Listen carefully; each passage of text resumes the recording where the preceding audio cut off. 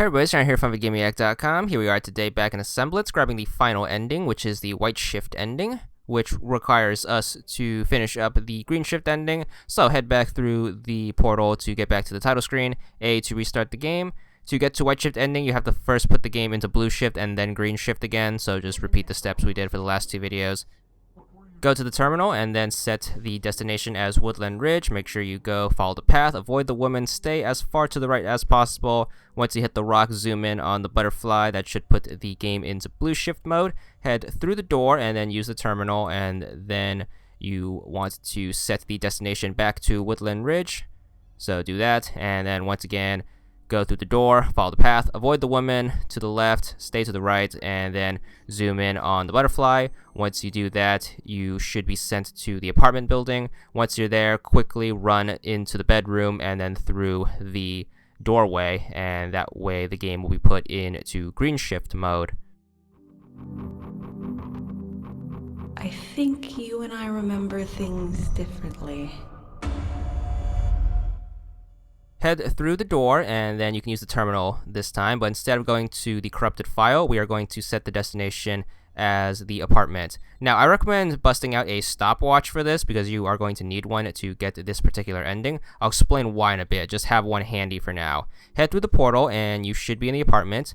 Now, you want to kind of put the camera like this, where the digital clock is going to be on the right side of your screen, and the drawers to the left should be also on your screen. So it should look a little something like this. Pay attention to the clock. You want to be very, very attentive to it because you need to do something as soon as the clock turns to 9:19, which will take exactly a minute. So once the 9:18 turns to 9:19, you need to quickly run over to the drawer and then open it. Then you want to get back into a position where you can see the clock. Another important note is you cannot zoom in on the clock because that would trigger a different thing to happen, which we don't want for this ending. So 9:19 happens, then you want to quickly run over to the drawer, open it up. This is where we found the flashlight earlier. If you did it right, you want to make sure you go back. Pay attention to the clock. Now you want to pay attention until it changes to 9:20.